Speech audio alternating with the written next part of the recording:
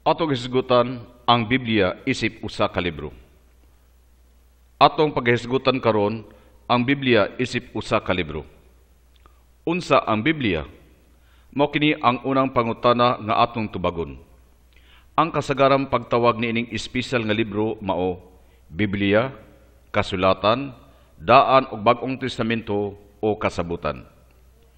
Ang Biblia usa ka espesyal nga libro. Ato kining matandi sa usa ka bantugang kampyon kinsa nakadawat og bulawang medalya o gold medals. Ang mga gold medals nga mahimo natong ikahatag sa Biblia isip kampyon sa tanang mga libro mao kining mosunod. Atong gamiton ang pinulungang English. Una, most translated. Ang Biblia usa ka libro nga nagbaton og kinadaghanang hinubad. Gihubad kini ngadto sa naglainlaing pinulungan gikan sa mga orihinal nga sinulat sa Hebrew, Grigo ug Aramaic. Ang daan og bag-ong testamento, tibok Biblia, gihubad og giimprinta sa di mokubos sa 300 ka pinulungan. Ang bag-ong testamento lamang gihubad ngadto sa kapin sa 630 ka pinulungan. Gawas pa niini adunay ubang bahin sa Biblia. Pananglitan ang mga salbo lamang o ebanghelyo o uban pa nga gihubad sa di mokubos sa usa ka libo ka pinulungan. Lain-laing libro nga gihubad sa naglain-laing pinulungan nga may kadaghanon sama sa Biblia. Ikaduha, most studied.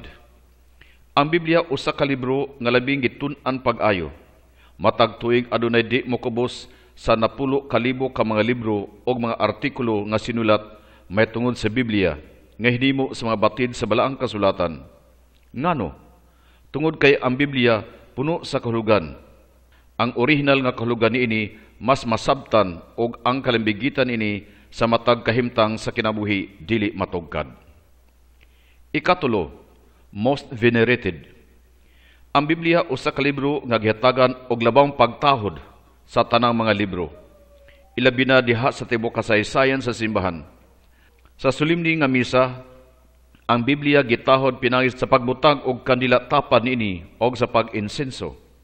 Bisan sa mga prosesyon, ang Biblia ginadala sama sa pagdala sa Santissimo Sacramento sa panahon sa Huwebes Santo. Ang Biblia gihatagan usab og dakong pagtahod diha sa mga opisina sa kagamhanan sama sa korte o hukmanan. Sa adlaw sa paghukom, ang tanan nga mohatag og pagsaksi manumpa usa sila atubangan sa Biblia sa dili pa sila mopahayag sa kamaturan. Musab ang ginabuhat ni adto manumpa sa pagkupot sa usa ka katungdanan, take oath of office, susama sa mayor, abogado, doktor ug uban pa. Ikaapat, best seller. Karong panahon sa mga tindahan sa mga libro, ang Biblia mao'y nanguna silang listahan sa libro nga daghan kayo ang halin o nabaligya. Dili lamang kini nahitabo dinhi sa Pilipinas, apan sa tibuok kalibutan sa mga Kristiyanong nasod. Ang Philippine Bible Society kanunay nakulangan sa ilang mga pagbaligya og Biblia ug walay hunong ang ilang pag-imprinta niini. Daghan pang mga medalya nga atong ikahatag sa Biblia.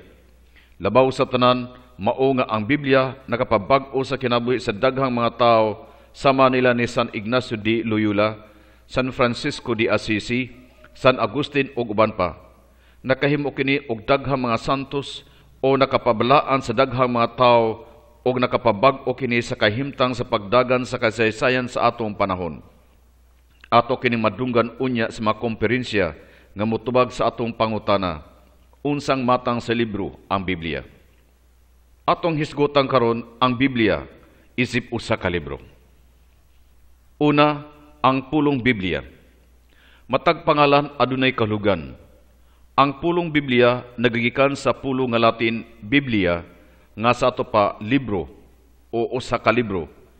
O kining Latin nga pulong kinutlog gikan sa Grigo nga pinulungan Biblia nga ang kahulugan mga libro.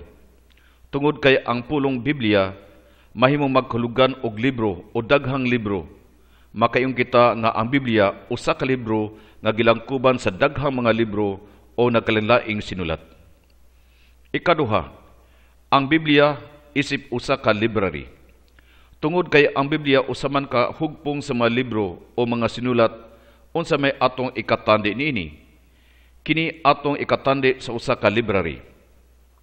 Sa Biblia, atong makita ang titulo sa mga libro nga naa sa sulod o sa gidaghanon ni ini mga libruha. Adunay 73 ka mga libro sa tibok Biblia, 46 ka libro sa Daang Testamento o 27 sa Bagong Testamento. Kining 73 ka mga libro gisulat sa naglain-laing mga magsusulat nga nagpuyo sa dugay ng panahon o may kaugalingong kultura nga lahi kaysa ato. Ang pagsulat nini mga libruha mikabat og kapin sa 1,000 ka mga tuig, gikan sa tuig 1,000 sa wala pa si Kristo hangtod sa tuig 125 Anno Domini o human mataw si Kristo. Unsa man ang mga pamaagi o estilo sa pagsulat sa mga libro sa Biblia nga makita diha sa mga libro sa library. Una, mga kasaysayan. Ang uban nini mga libruha adunay estilo o porma sa pagsaysay sama sa usa ka istorya o kasaysayan sa mga panghitabo. Pananglitan ang istorya mahitungod ni Jose sa Daang Testamento, ang istorya mahitungod ni David o ni Goliath, ang istorya mahitungod ni Jesus nga mipakaon sa 5,000 ka mga tao diha sa Bagong Testamento, o daghang pang mga istorya mahitungod sa mga milagro nga gihimo ni Jesus. Ang Ebanghelyo o mga buhat sa mga apostolis lakip kini sa maong estilo. Ang libro sa Genesis, Exodus, Joshua o mga maghuhukom kini gitawag nga mga libro sa kasaysayan. Ikaduha, mga panultihon o balaknon. Kini mga libruha adunay mga balaknon nga kinaiya nga nagapadayag o mga bililhong pagtulunan. Pananglitan, walay propita nga gidawat siyang kaugalingong katawhan. Ang kadtong masakiton lamang ang nagkinahanglan og mananambal. Sa Daang Testamento atong makita ang libro sa mga panultihon. Ikatulo, mga pag-ampo. Nasad kita nga ang pag-ampo sa atong Ginoo o ang amahan namo makita diha sa Biblia, Mateo Kapitulo 6. Adunay daghan pa niini sama sa awit sa mahal nga birhen. Diha sa Daang Testamento adunay usa ka libro nga gilangkuban og pulos pag-ampo ang libro sa mga salmo. Ikaapat, mga balaod o regulasyon. Ang labing inila ni ini mao ang paghiguma sa Dios o paghiguma sa isig katao. Diha sa Daang Testamento, ang tibok libro sa Leviticus o Deuteronomio naglangkob ni ini mga balaod o regulasyon. Atong hisgutan ang Biblia isip eskriptura o kasulatan. Una, ang pulong eskriptura. Gawas sa pulong nga Biblia, gitawag usab kini og eskriptura o kasulatan. Una, ang pulong eskriptura. Gawas sa pulong nga Biblia, unsa pay laing pulo nga ingala nato sa Biblia. Ang Biblia mahimo usab pagatagon og eskriptura o balaang eskriptura o balaang sinulat. Ang pulong eskriptura o kasulatan gikan sa pinulungang Latin eskriptura nga nagkahulugan nga kasulatan, writing o butang nga sinulat. Aron masabtan nato kini unsa may gisulat. Ikaduha, ang gisulat sa mga balaang magsusulat mao ang pulong sa Ginoo sumala sa inspirasyon nga gihatag kanila sa Ginoo. Ang ilang gisulat mao, una, ang ilang kasinatian silang pagtuo diha silang katilingban. Ikaduha, ang ilang balaang tradisyon nga ilang ipasapasa gikan sa ilang kaliwatan ngadto sa mosunod nga mga kaliwatan. Kini ilang gihimo pinagi sa baba. Ang mga balaang magsusulat, mga lalaki ug babay nga nisakop sa katilingban, ilang gisulat ang pagtuo sa katilingban o ilang kining gihimo alang sa kayuhan sa katilingban. Gisulat nila kini gikan silang pagtuo sukad sa sinugdan hangtod sa katapusan. Roma Kapitulo 1 versikulo 17. Gidawat nila kini nga kabilin gikan silang katigulangan nga nasakop sa usa ka katilingban nga lig-on ang pagtuo. Kini nga kabilin ilang gisulat aron matukod, malig-on og mapalambo ang pagtuo sa katilingban. Gisulat kini aron bulungtad og mapahimuslan sa tibuok katawhan sa tanang panahon. Ang tanang sinulat sa balaang kasulatan giandam sa taas nga panahon, pinaagi sa oral nga tradisyon, pinagi sa baba. Atong sabton nga sa sinugdan wala pay pulong nga sinulat. Ang mga pulong sa mga propeta, ang awit nga naa sa salmo ug ang ebanghelyo ni Jesucristo pulos-pulong sa Ginoo pinagi sa oral nga porma nga gipasapasa pinagi sa baba.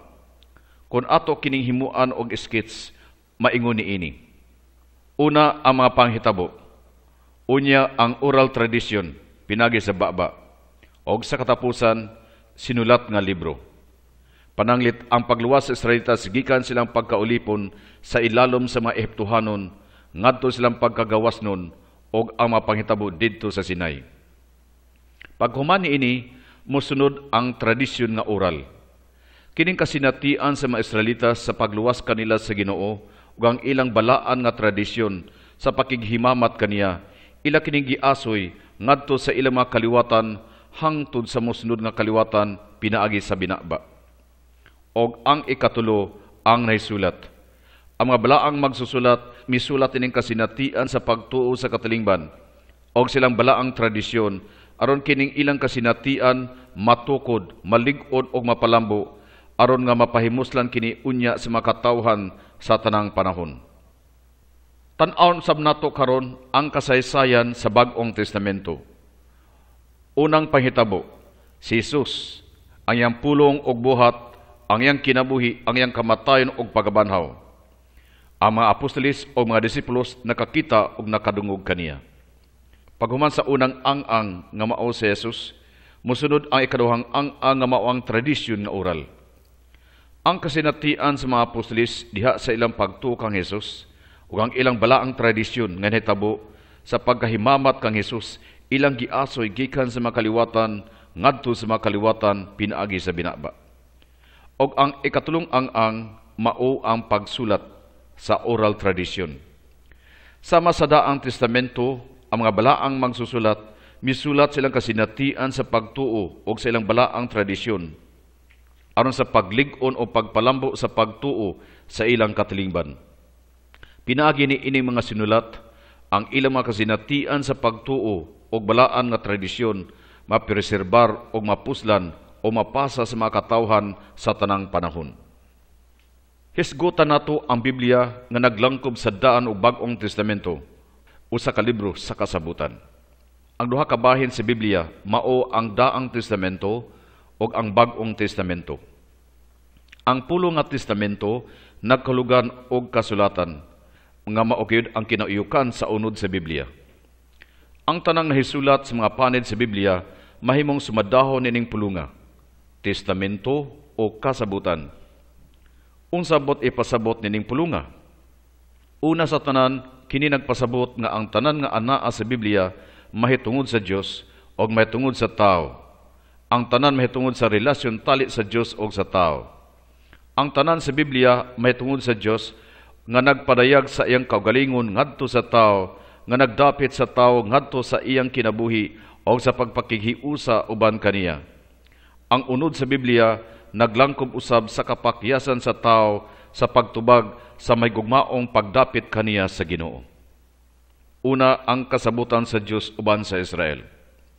Ang Dios nagpakita siyang gugma sa naglanlaing paagi diha sa kinabuhi sa istorya sa Israel, sa paggiya ug paghatag kanila sa mga patriarka aron sa pagtuman sa iyang mga saad. Yang gipakita ang iyang gugma diha sa mga panghitabo sa Exodo ug sa Sinai. Diha sa paggiya siyang katawhan gawas sa Ehipto, lahos sa desierto ngadto sa yutang sinaad. Yang gipadayag ang iyang gugma pinagi sa paghatag kanila og kalinaw og kabuluhanan sa ilang kaugalingong yuta og unya pinagi sa pagluwas kanila gikan silang pagkaulipon og sa pagdala kanila balik ngadto sa yuta sa ilang katigulangan. Dinhinining panghitabua iyang gidapit sila sa pagpakita usab kaniya og paghigugma, usa ka pagdapit nga sa kanunay wala panumbalinga. Ikaduha, ang kasabutan sa Dios uban kanato diha ni Kristo. Bisan pa sa wala pagpanumbaling sa Israel, ang Dios wala mobiya sa iyang katawhan. Wala niya sila gisalikway. Yang gipadala ang iyang bugtong anak si Kristo og diha kaniya natukod ang bag-o og walay pagkatapos nga kasabutan uban sa tanang katawhan. Si Kristo, anak sa Dios og ang pulong sa Dios, mao mismo ang kasabutan.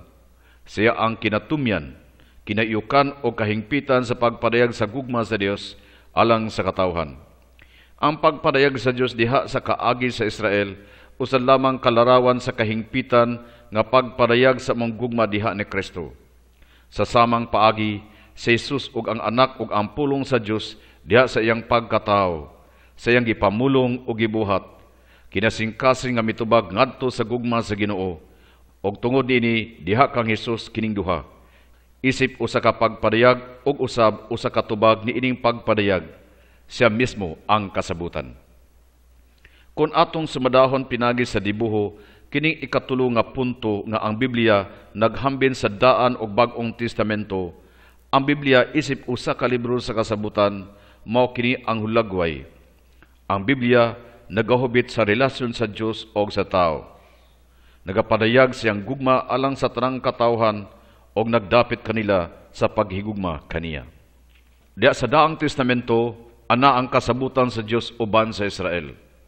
Ang Dios nagpili sa Israel aron na mahimong iyang katawhan, aron na mahimong minsahero siyang gugma, yang gihimo ang kasabutan uban sa Israel. Ako mamahimong inyong Dios, o kamo mamahimong akong katawhan. Exodus Capitulo 6, versikulo 7. Yang gipakita sa makadaghan giunsa niya paghigugma ang Israel, pananglitan diha sa mga panghitabo sa Exodo o sa Sinai. Ang Diyos nagdapit sa Israel sa pagtubag sa iyang gugma, apan sa makadaghan wala kini panumbalinga sa Israel. Diha sa Bag-ong Testamento, ang kasabutan sa Diyos uban kanato diha kang Kristo. Ang Diyos nagpadala sa iyang bugtong anak si Kristo, diha kaniya iyang gipadayag sa hingpit ang iyang gugma. 1 Juan Kapitulo 3, versikulo 16, 1 Juan Kapitulo 4, versikulo 9 hangtod 10. Si Kristo mao ang bag-o ug walay katapusan nga kasabutan sa Dios o sa tanang katawhan. Si Kristo sa kinasingkasing mitubag sa gugma sa Dios, diha kaniya ang gugma sa Dios nagpadayag o nagtubag sa hingpit. Busa siya mao mismo ang kasabutan. Ang gugma sa Dios nga gipadayag sa kasaysayan sa Israel naglarawan sa kahingpitan sa gugma sa Dios nga gipadayag diha kang Kristo.